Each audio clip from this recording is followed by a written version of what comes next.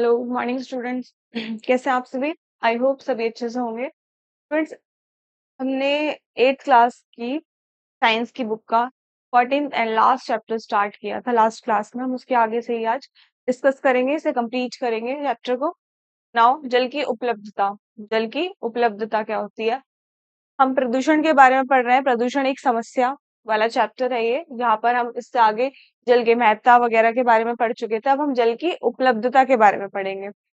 तो पृथ्वी एक जलीय ग्रह है और इसका 70% भाग समुद्र आवृत है और हमारी पृथ्वी के समस्त जल का 97% भाग समुद्रों में है।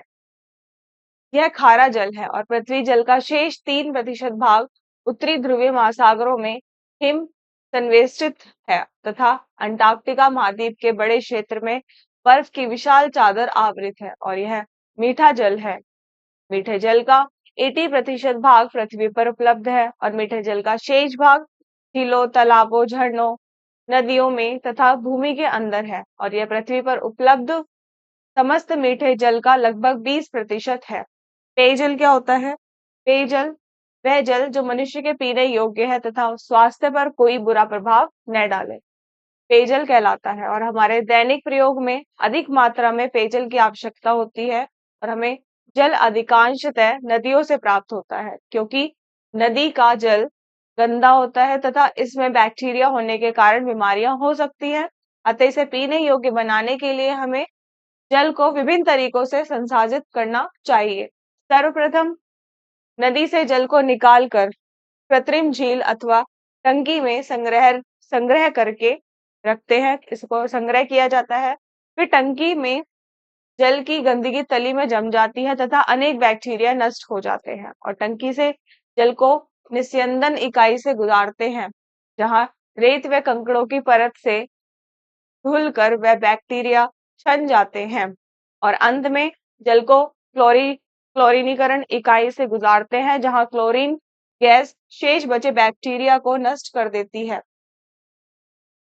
कर देती है और अब यह जल पीने योग्य है, जिसे पाइप द्वारा जल आपूर्ति के लिए वितरित करते हैं। सरकार पेयजल उपलब्ध कराने के लिए उसके संग्रहण, निस्यंदन, क्लोरीनीकरण तथा नलों द्वारा आपूर्ति के लिए एक बड़ी धनराशि खर्च करती है और अतः टोटी का जल मूल्यवान है। आजकल हम पेयजल तैयार करने के लिए विशेष युक्ति अपनाते हैं। वर्तमान में पराबैंगनी किरणों के प्रयोग वाले निस्यंदन उपलब्ध है और इन्हें सीधे टोटी से जोड़ देते हैं, जैसे कि निस्यंदन मशीन से होकर जल निकलता है। यह पराबैंगनी विकिरण द्वारा बैक्टीरिया नष्ट करके जल को पीने योग्य तथा स्वच्छ बनाती है। अब जल प्रदूषण क्या होता है देखेंगे। सर्वप्रथम पेयजल ऐसे प्रदूषकों से मुक्त होना चाहिए जो किसी समुदाय के सदस्यों के लिए हानिकारक अथवा प्राण घातक हो सकते हैं। नदियां व झीलें मल तथा औद्योगिक अपशिष्ट पदार्थों के अपवाहन के कारण प्रदूषण का शिकार होती हैं और यहाँ तक कि भूमिगत जल, जिसे अनेक मनुष्य पेयजल के रूप में प्रयुक्त करते हैं, जमीन में दबे हुए अथवा अवशोषित अशुद्ध पदार्थों के कारण प्रदूषित हो चुका है। कुछ मानवीय क्रियाकलाप भी इसके प्रदूषण के कारण है। समुद्रों एवं सागरों में जल प्रदूषण, मार्जक एवं मलयुक्त जल के झीलों एवं नदियों में गिराने से जल प्रदूषण हो रहा है। कुछ मानव गतिविधियां जैसे कपड़े धोना, नहाना आदि भी जल प्रदूषण के ही कारण है। औद्योगिक अपशिष्ट एवं उर्वरक व कीटनाशक जैसे कृषि अपशिष्ट का बहाना जल प्रदूषण का एक और कारण है और मनुष्य एवं पशुओं द्वारा जल स्रोत के समीप कीटनाशक जैसे कृषि अपशिष्ट का बहाना जल प्रदूषण का एक कारण हो सकता है। जैसे जल स्रोत के समीप ही क्या करते हैं लोग, जैसे मल त्याग से लाखों टन जल प्रदूषित होता है। बड़े शहरों में घरेलू मल जल को नदियों में बहाते हैं और इस मलयुक्त जल से शैवाल एवं बैक्टीरिया पैदा होकर अधिकांश ऑक्सीजन का उपयोग कर लेते हैं। इसके परिणाम स्वरूप जल में ऑक्सीजन की कमी के कारण मछलियां मर जाती हैं और वर्तमान समय में ज्वार भाटा एवं पवने समुद्र तटों को तेल से धो रही हैं, जिससे कई किलोमीटर तक फैली हरी भरी सुंदर तटरेखा तेजी से काली हो रही है। समुद्री पौधे एवं जंतु तेल के संपर्क में आने से मर रहे हैं और तेल की भयंकर दुर्गंध के साथ समुद्री पक्षी एवं मछलियों के ढेर से वायु प्रदूषण फैल रहा है। बचाव के उपाय है। समुद्र में तल के बहाव को नियंत्रित करने के 3 मूलभूत तरीके हैं। पहला, तेल के फैलाव को आग से नष्ट किया जा सकता है। तेल जिस स्थान से फैल रहा है उसे किसी और अन्य स्थान पर ले जाया जाए। तेल के बहाव को किसी निश्चित क्षेत्र में अवरुद्ध कर दिया जाए या बाद में वहां से हटा दिया जाए।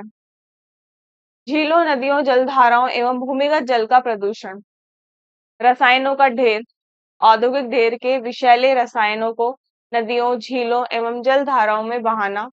इनमें पॉली क्लोरीनेटेड बाइफेनाइल या फिर पीवीसी जैसे खतरनाक विषैले रसायन जिसके प्रदूषित जल को ग्रहण जिससे क्या होता है, प्रदूषित जल को ग्रहण करने से कैंसर जैसी प्राण घातक बीमारी हो सकती है। कुछ कंपनियां जल स्रोतों को तेल प्रदूषक एवं अन्य अपशिष्ट पदार्थों से प्रदूषित करती हैं। नदियां, झीलें तथा जलधाराएं मल जल एवं फैक्ट्री के अपशिष्टों के कारण प्रदूषित होती हैं। भूमि जल एवं भूमिगत जल भी भूमि में गिरे पदार्थों के कारण प्रदूषित है, जिसे अनेक व्यक्ति पीने के लिए प्रयोग करते हैं। भूमिगत जल दुर्घटनाओं के कारण भी प्रदूषित होता है, जैसे पेट्रोल पंप पर भूमिगत पेट्रोल संग्रहण टंकी का फटना। यह आयोजित क्रियाओं के परिणाम स्वरूप भी हो सकता है, जैसे भूमि पर कीटनाशक छिड़कना। कीटनाशक हानिकारक कीटों एवं पीड़कों को मारने के लिए रसायन है, किंतु जल कीटनाशक वर्षा जल द्वारा अथवा वायु द्वारा नदियों एवं जल धाराओं में गिरते हैं तो वे जल प्रदूषक बन जाते हैं। प्रभाव क्या है इसका? जल प्रदूषण से अनेक प्रकार के रोग होते हैं, जैसे आंत्रज्वर, हैजा, दस्त, यकृत शोथ तथा पीलिया। जल प्रदूषण से लाभदायक सूक्ष्म जीव नष्ट हो जाते हैं, जो कि प्राकृतिक स्वच्छता के कारक हैं। विषैले औद्योगिक अपशिष्ट के कारण जल प्रदूषण से मछलियां एवं अन्य जलीय जंतु मर जाते हैं। इनको रोकने के उपाय। जल प्रदूषण को निम्न तरीकों से रोका जा सकता है। मलयुक्त जल को जल स्रोतों में प्रवाहित करने से पहले इसे पूरी तरह संसाधित करना चाहिए।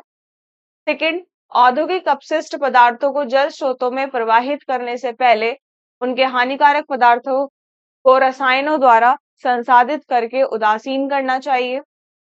थर्ड पॉइंट, रद्दी, पेपर, प्लास्टिक, अपशिष्ट खाद्य तथा सड़े गले फल एवं सब्जियों को खुले गड्ढों में नहीं फेंकना चाहिए। नाउ, कार्बनिक पदार्थों वाले ठोस अपशिष्ट एवं मध्य निर्माणशाला के अपशिष्ट जल स्रोतों में नहीं बहाने चाहिए।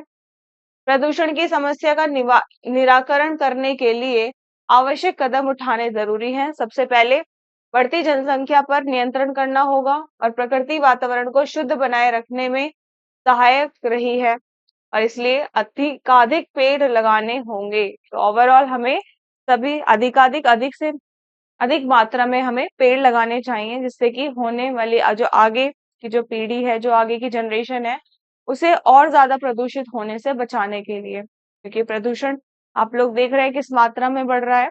तो हमें अधिक से अधिक घरों में बाहर पेड़ लगाने चाहिए, क्योंकि जो पेड़ होते हैं वो ऑब्जर्व कर लेते हैं और ऑक्सीजन रिलीज करते हैं। तो हमें ज्यादा से ज्यादा अमाउंट में पेड़ लगाने चाहिए। जितनी ज्यादा पेड़ों की कटाई होगी उतनी ही ज्यादा लैंडस्लाइड और ये प्रदूषण की घटना होगी।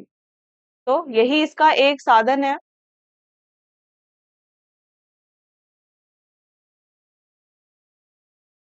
और आपका नेक्स्ट है कार्बनिक पदार्थों वाले ठोस अपशिष्ट एवं मध्य निर्माणशाला के अपशिष्ट जल स्रोतों में नहीं बहाने चाहिए। और प्रदूषण की समस्या का निराकरण करने के लिए हमें क्या करना चाहिए? आवश्यक कदम उठाने जरूरी है। सबसे पहले बढ़ती जनसंख्या पर नियंत्रण करना होगा। प्रकृति वातावरण को शुद्ध बनाए रखने में हमें सहायक रही है और इसलिए अधिकाधिक हमें पेड़ लगाने होंगे। कारखानों से दूषित जल, जो फैक्ट्रियों से जल निकलता है, वो भी पॉल्यूटेड वाटर निकलता है उसे, और धुएं के निष्कासन का उपयोग खोजना होगा। और सबसे बड़ी बात है, सादगीपूर्ण जीवन यापन करना होगा। जीवन में कृत्रिमता लाने का ही परिणाम है कि आज प्रदूषण विकराल रूप में हमारे सामने खड़ा है। स्टूडेंट्स, ये था आपका चैप्टर 14, प्रदूषण एक समस्या। तो ये चैप्टर फिनिश हुआ। आई होप आपको ये चैप्टर बहुत ही अच्छे से समझ आया होगा। Thank you so much.